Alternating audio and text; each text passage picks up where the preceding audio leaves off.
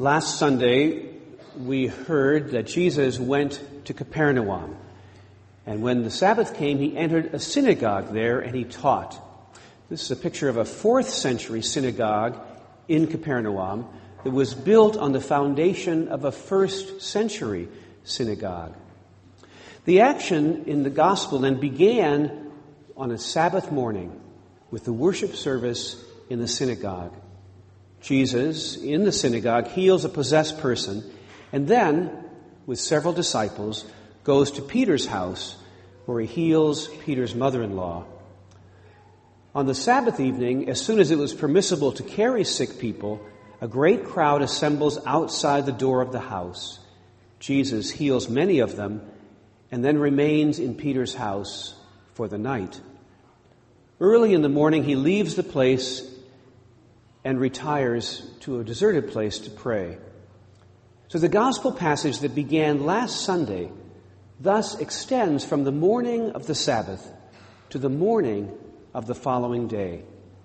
So the whole passage takes place on one single day. And Jesus' mighty deeds fill the whole of it. First, he frees from possession, then from a feverish illness. First, a man is healed, and then a woman. In the evening, the whole thing is expanded. Now many are healed, some from possession and some from other illnesses. It's a Sabbath day that is filled with holiness. And it's no accident that it's a Sabbath, for that means it's a day on which creation, according to the biblical idea, arrives at its perfection. In the first reading from the book of Job, Job speaks of the misery of human life. He says that life is like a hard servitude, full of disappointment and toil. People spend it like day laborers who have to work all day in the heat and long for the shadows of evening. But there is no rest, even at night. Job spends his nights as a sick man who tosses back and forth on his bed and wishes for morning because the night is endless. His nights and days are empty and without hope. Because his life is empty, it has no weight. It swiftly disappears, and the thread of existence is cut off. Was Job right? Of course he was. The torture and suffering he describes courses through the world and always has. Job spoke of how dark, empty, and hopeless human days are. Mark, in the Gospel, describes a full and fulfilled day that's complete in itself and is full of health, holiness, and salvation. So by reading Job next to Mark, we begin to grasp the extent of salvation that's happening here.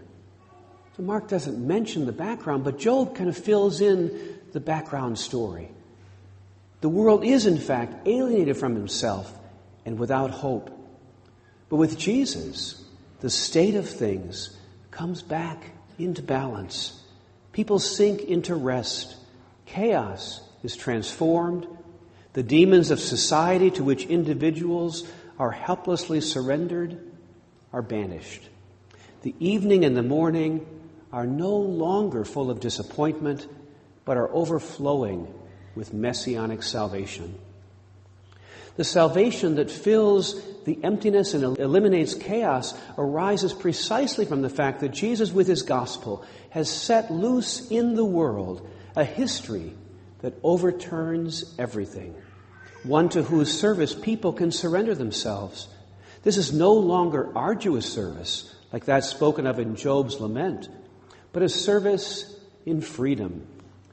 Peter's mother-in-law is healed because she is touched by Jesus, the one who fulfills all history, and she immediately stands up and serves this new thing. Healing is given to individuals, but it doesn't stay there.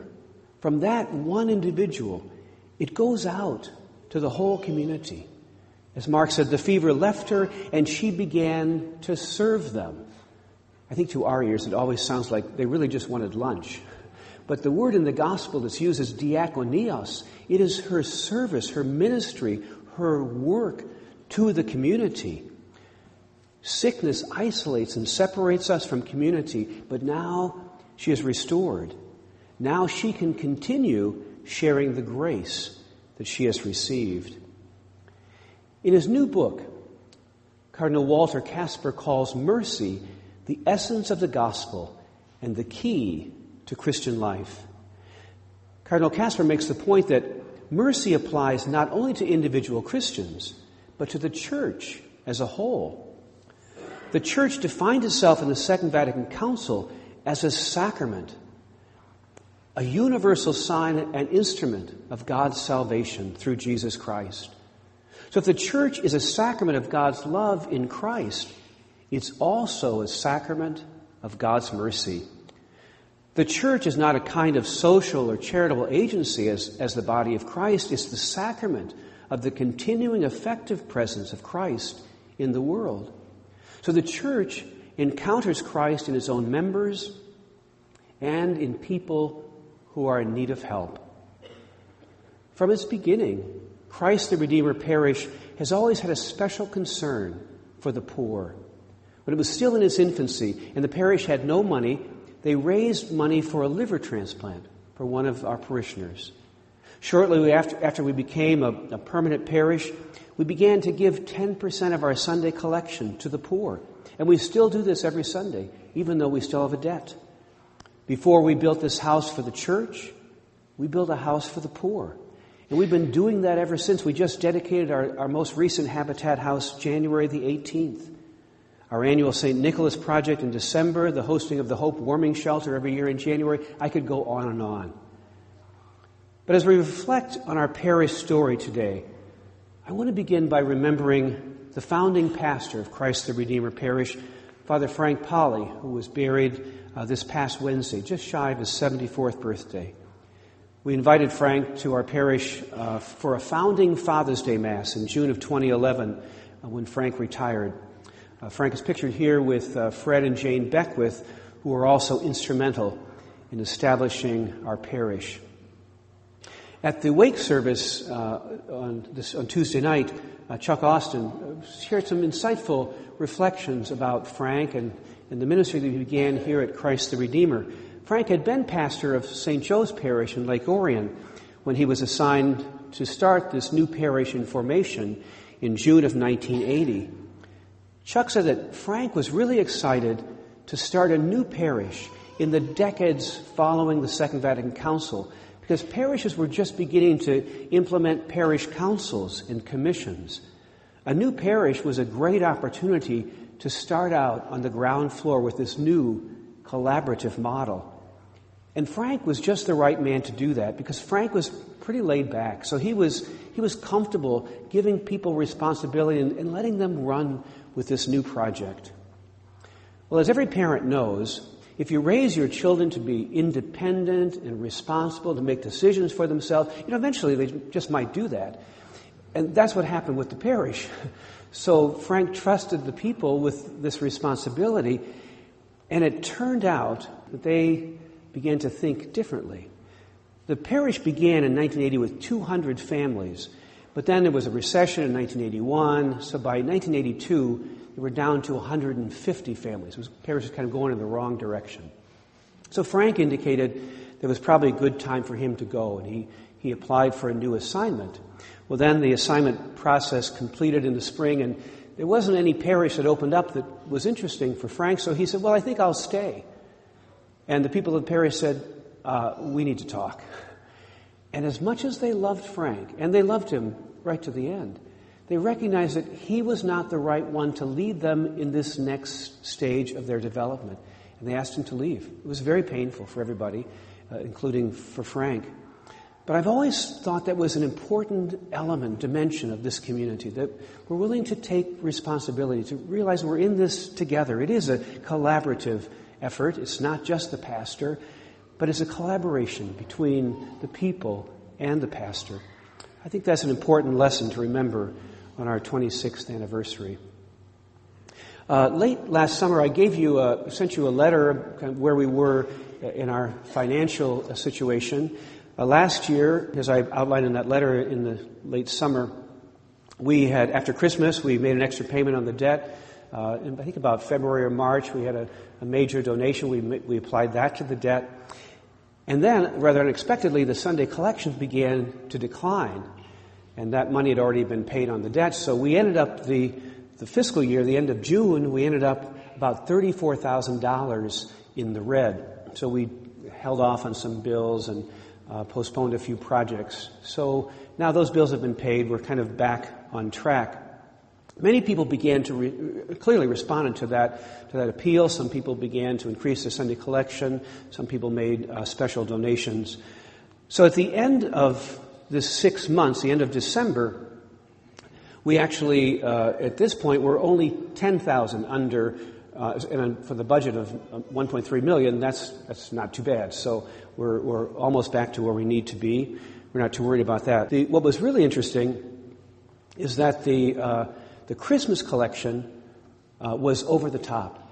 It was $25,000 over our budget and almost another $8,000 over what we got last year at Christmas.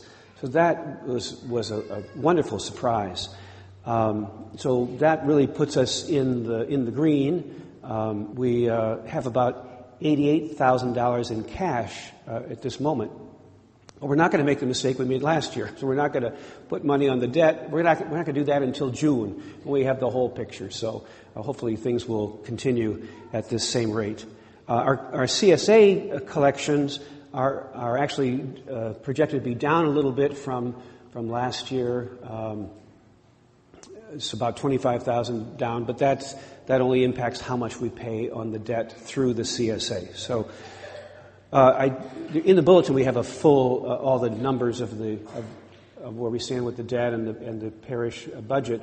But I just wanted to give you a couple of figures. I wanted to figure this out for myself. Our debt at the end of the fiscal year, so the end of June, was $1,126,009. So we've already paid at this point. We've made another principal and interest payment. So now the debt right now is at $1,015,471. So the next CSA payment comes April 1st. So by Easter, we will be under $1 million. That's kind of like the light at the end of the tunnel. And at the end of the fiscal year, at the end of June, we project to be at $886,450, and maybe more if we have more money to pay on the debt. So that is good news. Just want to remind you that we've implemented online giving. You can do that through the parish website, make a one-time gift, but we encourage actually a recurring gift, monthly, quarterly, or yearly gift. As I mentioned, we continue to give away 10% of our Sunday collection to the poor, and we encourage everyone to use that same model, that percentage model, a sacrificial gift, to pick a percentage of your income and use that as the measure of how you will gift the parish. With the percentage gift, we can all make equal sacrifice, even though our gift amounts will be different. One of the things that we've been reflecting on as a parish staff, some of our staff went to a workshop the diocese put on about some of how do we work with this Generation Z, the younger people. I think Generation Z is from 1995, those born in 1995 to about 212. Generation Z is different. It's certainly different than my generation, different than X and Y. Here's a little cartoon I found. One boy is holding a copy of the 19th century novel Ivanhoe by Sir Walter Scott, and he says to his friend, "It's a gift from my granddad." And the other boy says, "Cool. How do you turn it on?" So Gen Z is actually born into tech. They're true tech natives. Well, they've been watching their moms and dads on their cell phones all these years, so now we call them the I generation, or the digital generation, or the net generation. This is rather astounding. Gen Z spends approximately 10 hours and 19 minutes a day on media. I think that might be some of the older kids, but I was talking to some parents yesterday and they were astounded at that figure, but it's the figure that they're suggesting. So that means that they're much more in tune with social media, PCs, tablets, cell phones were considered more important devices than TV. It was partly because of trying to reach that generation that we made the decision to put the monitors here in the church so that homilies and the liturgy can speak not just with words and song, but also through images to engage another part of our brain. We want to be able to meet this generation where they are, with social media, with text, and Twitter, Instagram. They're not using Facebook much. That's kind of generation X and Y, and email is my generation. So, one of the areas that we'd like to develop, we had gone to a workshop in the fall that the diocese put on about using media in parish ministry. And one of the things we learned was that if you put a page of text on your web page, somebody of my age will probably read it, but that's about it. Nobody else will read a page of text. But if you put that text in video, then not only will they watch that video, they'll probably watch the next one and maybe even the next one after that. So what I'd like to do is put more video content on our webpage. I do that now. My Sunday homilies are online as an audio, and now about every couple of weeks I'll also put up a video version of the homily with the images that we used in church. So it's been getting a lot of hits. People are going back and watching that video piece. So what I'm looking for is some people to help with. People have some interest in videography, editing, maybe also working out some of the script writing for those videos. And we have a camera we can use. Although at Sundance this year, one of the films that was presented was filmed completely with an iPhone. So the technology is just expanding rapidly. So I still hope to use Twitter, the Pope tweets, but I haven't quite figured it out yet, so we'll stay tuned for that. Last year we celebrated the 25th anniversary of the parish, although the parish was actually begun as a parish information in 1980, so really we're 35 years old this year, and that's a pretty significant measure of time. It really marks a full generation. We've already begun to see this shift as many of our original families have retired and moved away. In the last couple of years, we're noticing younger families joining our community. With the economic downturn in 2008, construction pretty much came to a halt in our area, but as you've noticed, it's picked up again. There's new subdivisions going in, and soon we'll be welcoming some new families to the neighborhood. So last November, our parish council met at St. Joe's with their parish council, and one of the projects we decided to undertake together is we're going to put together a postcard to go in the welcome packet for when new people move into the neighborhood. And it's going to be a welcome from the Catholic community of Lake Orion, from both St. Joe's and Christ the Redeemer. We figure it's not a good idea to compete with each other. We just want to compete with Kensington and Woodside, but not with St. Joe's Church. So we'll do that. We want to do that by April 1st.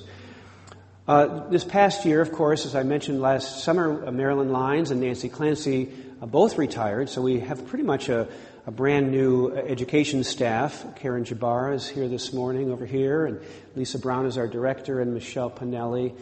So Karen and Michelle kind of team their job. Well, this transition has actually gone very well. It's just 6 months into it feels as if these people have been part of our staff from day one. It's just wonderful. There's some refreshing new ideas and insights, and there's lots of possibilities as they continue to develop and build on the strong education foundation that we've had for many, many years. Lisa Brown brought a new initiative to us. She, at St. John Fisher, it's a much smaller parish, but they actually had name tags. And the people bought their name tags, they would wear them to Sunday Mass. And Lisa, of course, is brand new, so she's like asking everybody, now, what's your name? What's your name? So she brought this to parish council, and we kind of tossed it around as the commissions talked about it. And it's a little bit of a step forward for us, although we've had name tag Sundays throughout the years. It's been part of our custom. Some people are wondering, well, if we wore name tags, would that sort of make a distinction between the in group and the out group? But it seems to me that really what would be happening here is if I have a name tag on and somebody's visiting, they can say, oh, you must be part of this church. Can I ask you a question? So it's really, I think, a way for us to extend that welcoming and that reaching out. We've already begun the welcome table, and we have welcome ministers in the hallway before Mass. I can't tell you how wonderful that's been, just having somebody out there, even to make a connection. Somebody who's trying to get a hold of somebody or deliver some message. It's been a great blessing. Every week some little detail that would have been missed has been picked up because somebody's out in the vestibule saying, "Talk to me. I'm somebody you can talk to." The cost for these name tags, I think Lisa's going to make a little flyer. There'll be one after Mass. There's an online. You go on, it costs $6.50. Her idea is that everybody have them, the parents and the kids. $6.50 if we order before March 31st, it's free shipping. So that would be a good incentive to do that sooner rather than later.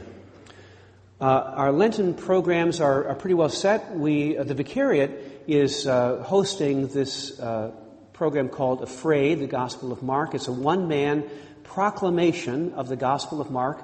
And the Vicariate is paying for it and bringing it in. So we said, well, we'll host it. So what a great idea. And so it's really for the whole family. It is just a proclamation of Mark's Gospel. It takes about 75 minutes. We'll just go right through the whole Gospel. Mark's the shortest of Gospels. So I encourage you to come to that. We will have childcare for the little ones. Then that's the Thursday after Ash Wednesday. So we start right away with the Lenten program. Then the following Thursday, I'm going to do kind of a scripture study, about an hour and a half on the Gospel of Mark, kind of picking up where we begin with this proclamation. And then the 3 Thursdays in March, we've invited Father Vic Clore to come. Vic is pastor of the parish where I grew up, Christ the King in Detroit. And last year, the Christ the King invited me to give a presentation for they have a weekend parish mission retreat, and I did a presentation in January. So it's a delight to invite Vic to work with us. Vic is going to, for the 3 weeks the 3 Thursdays in March during Lent, we'll look at Pope Francis, the Joy of the Gospel. And he's going to work with that document, and also as a background, Cardinal Casper's book on mercy. Vic is a great teacher, a great priest, so we're really excited to have him with us during Lent this year. Finally, I just want to bring to your attention that we have begun we have a weekly email blast that goes out on Wednesday night every week, and I encourage you to sign up for that. There's a little QR code thing in the vestibule. You can sign up for that. It's a great way for us to communicate, especially with things that come up midweek. If you don't like it, you can always unsubscribe. We won't be offended. But it's the more people that are part of that conversation, I think will be helpful. And also Facebook. We have a lot of people posting things on Facebook. We're picking up maybe stuff from the weekend homily, picking up stuff that's happening out there. It's mostly things of interest, Catholic things. So check that out. You can either like the Facebook page or just visit on a regular basis, and we'll be able to continue a conversation at a different level. Finally, we have a parish trip planned to Italy in October. Both Father Ken Mazer and I will be leading that trip. Our plan is to leave on October the 12th and return on the 22nd. We plan to be there during the Synod, which begins the whole month of October. So we'll be there in the middle of October, and hopefully we'll be able to see the Pope while we're there, and maybe be on the ground floor when some good things are happening at the Synod. So there's some information about that in the vestibule. Okay, thanks.